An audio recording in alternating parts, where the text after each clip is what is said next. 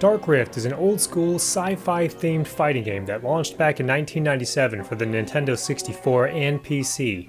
It's the second entry in a fighting game developed by Chronos Digital Entertainment, and is the title I have the most experience with. Interestingly, it originally started development as a game for the Sega Saturn. It was met with mixed reviews at the time it was released, and has basically since been forgotten by the gaming world. I wanted to make this video to express my appreciation for the game and explain what it does well. I feel this game is vastly underappreciated and overlooked, but if you watch this video, hopefully it'll give you a reason to try this game for the first time, or revisit it if you've played it before. As I mentioned earlier, this game launched in 1997, the same year as the behemoth fighter Tekken 3. Other notable fighting game releases that year were Mace: The Dark Age and War Gods.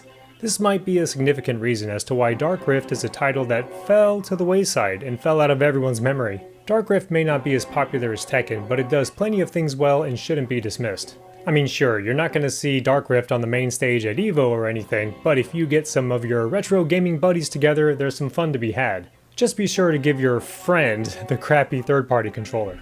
This game includes 8 selectable characters at first, with an additional 2 available to unlock.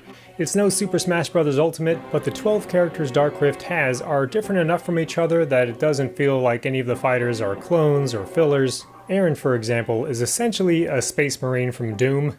Eve is an android who fences with a lightsaber, and Demonica looks like a vicious demon from hell.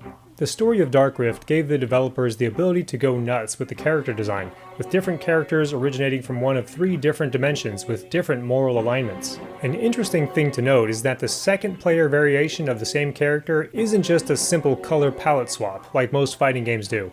It's a whole different variation of the character where they're wearing a different outfit or have a different style of weapon. It's pretty cool. It also has the honor of being the first game on the Nintendo 64 to run at a solid 60 frames per second, which is vitally important for 3D fighters. The movement of the characters was also motion captured as opposed to the hand-animated movements of most other 3D fighting games at the time. The Nintendo 64 already had a couple of respectable 2D fighting games in the form of Killer Instinct Gold and Mortal Kombat Trilogy, but Dark Rift was one of the first fully 3D fighting games on the console. Let's talk about the gameplay for a moment. Unfortunately, Dark Rift is bare bones when it comes to the game modes. It has the standard single-player mode where each character has their own unique ending upon completion, a 2-player mode, a practice mode, and options. It basically just has the bare minimum you would expect from a fighting game. However, I will say that the core gameplay and the practice modes are solid. The practice mode shows your inputs so you'll know what you did right or wrong. It's to be used in conjunction with the game's instruction manual, which lists, conveniently, all of the characters' special moves and combos. The core gameplay of Dark Rift shares similarities with other fighting games. It has a dedicated block button like the Mortal Kombat games. You can sweep or throw enemies that are blocking high, or perform an overhead attack on low blocking opponents. There are no super or finishing moves in Dark Rift, no special meters, just good old-fashioned fundamentals. Each character has unique combos which look great and deal a good amount of damage. The challenge comes from learning how to execute these combos and learning when it's safe to counter an opponent after they've completed or dropped their combo. Most of the more complex moves are pretty lengthy and conclude with a grab like this one.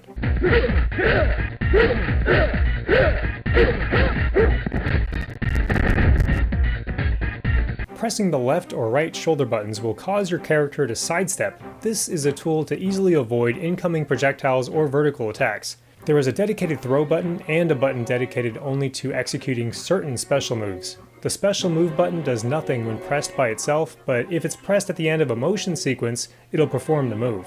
Most fighting games have weak and heavy attacks, usually broken up into punches and kicks. Dark Rift has a unique system in that its normal moves are broken up into 3 basic functions: kick, vertical attack, and horizontal attack. Vertical attacks are generally quick and have a decent range, and horizontal attacks are a good tool to use against opponents who sidestep a lot. Side note, the instruction manual for Dark Rift incorrectly mixes the buttons for horizontal and vertical attacks, so keep this in mind if you're mapping your controller if you plan on playing this game via emulation. This game looks great for its age, but I'd be doing a major disservice if I didn't also mention the sound design. The music is actually generally pretty good, with characters Aaron and Gore having the best themes in my opinion. Additionally, certain characters have a unique sound when they move, such as Demonica's hooves when she moves,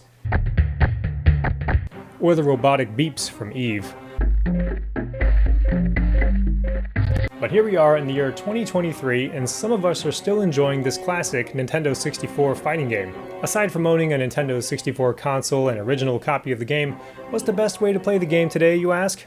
Emulation, of course. Emulation is critically important to preserve and enjoy these older titles, and it's what I'd recommend. I've been playing this game using the RetroArch emulator and a third-party Xbox controller. Because the controller layout is vastly different from a standard Nintendo 64 controller, this is how I mapped the controls. Feel free to pause the video and take a screenshot. This is the best possible layout to enjoy Dark Rift with a more modern controller and not lose any enjoyment.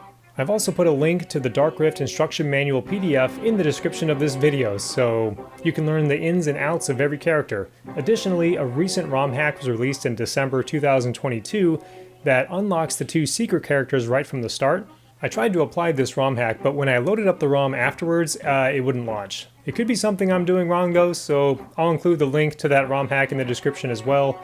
Perhaps it only works on certain emulators like Project 64. Another thing I'll throw in the description are the codes you'll have to enter on the title screen to unlock the 2 secret characters manually, if you want to do it the old school, the old-fashioned way. Well, that's going to be it for this video. As I stated before, I wanted to share my thoughts and appreciation for this game that's either been completely forgotten or gets unfairly judged. I think the developers genuinely wanted to craft a unique but solid 3D fighting game. Nothing more, nothing less. In that regard, I believe they succeeded. The game has moments where everything simply comes together, and those are the moments I really enjoy. Is this the first time you've heard about this game, or were you like me and played it back in the day when it was new? Do you agree or disagree with anything I've said? Let me know in the comments below, and I would love to hear from you. Thanks for watching, play some Dark Rift, and have an awesome day.